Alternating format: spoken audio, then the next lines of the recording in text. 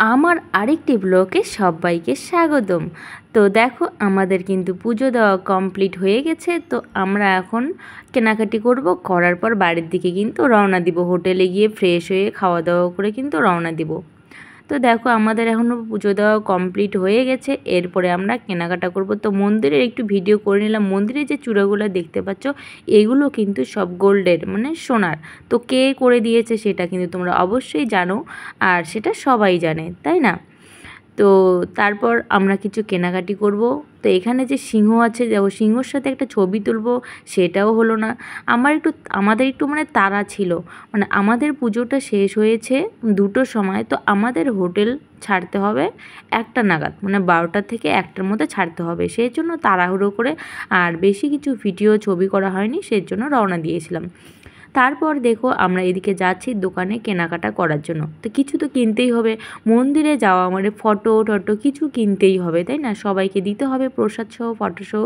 তো এগুলো একটু কেনাকাটা করে নেব, অবশ্যই আমরা কেনাকাটা করব। আমার বোন কেনাকাটা করেছে, তারপরে তার সাথে আমরাও কিন্তু কিছু কেনাকাটা করেছি।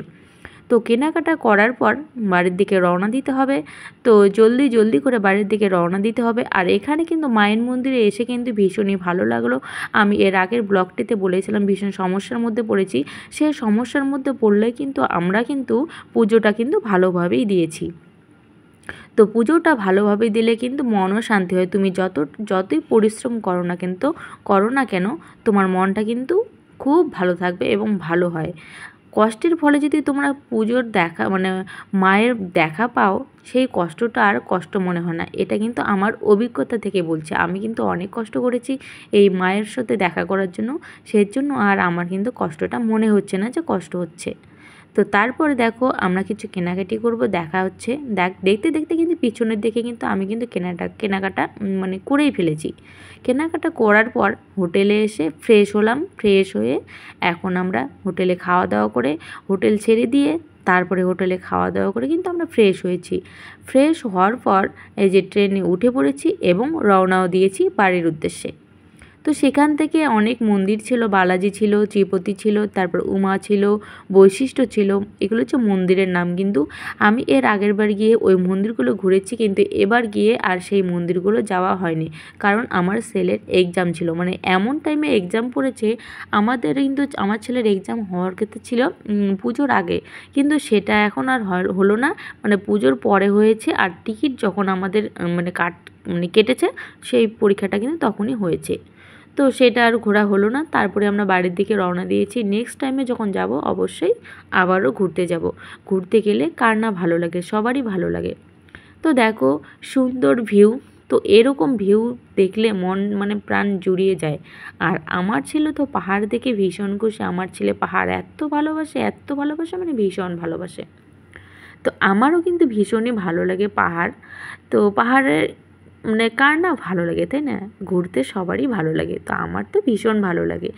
এর পরের বছর আমরা কিন্তু প্রত্যেক বছরই ঘুরতে যাওয়ার চেষ্টা করি। তো প্রত্যেক বছর হয় না সেভাবে বাইরে ঘুরতে যাওয়ার, এমনি তো ঘোরা হয় সব সময়। তো আবার নেক্সট ইয়ারে দেখা যাক কোথায় যাওয়া হয়। আর গেলে তো তোমরা ব্লগ অবশ্যই পাবে, আর তোমাদের সঙ্গেও দেখা হবে। তো আমার এই ছোট ছোট ব্লগগুলো কেমন লাগে অবশ্যই কমেন্টে জানাবে, আর সাবস্ক্রাইব করে পাশে থাকবে। আমি তোমাদের পাশে সবসময় থাকবো। তো পাহাড়ের মাঝখান দিয়ে যাচ্ছি, দুপাশে পাহাড়, দুধারে। আমি যেহেতু এই জানালার ধারে বসেছিলাম, সেজন্য তোমাদের সঙ্গে এই জানালার পাশটাই শেয়ার করলাম, কিন্তু দুপাশেই পাহাড় ছিল। পাহাড়ের মাঝখান দিয়ে কিন্তু আমরা যাচ্ছি। আর এখানে যে ফুলগুলো হয়, কাশি ফুলগুলো হয়, ফুলগুলো কিন্তু দারুণ ফুটেছে, মানে দারুণ হয়েছে, মানে অসাধারণ। তো আমার ছেলে তো ভীষণ খুশি ঘুরে। আর এসে পরীক্ষাটাও দিয়ে দিল, তারপরের দিন এসে কিন্তু পরীক্ষাটাও দিয়ে দিল। ভালোভাবেই পরীক্ষা দিয়েছে, ভালোই নম্বর পেয়েছে। আমি ভেবেছিলাম খারাপ হবে, কিন্তু না, ততটা খারাপ হয়নি, তো ভালোই হয়েছে।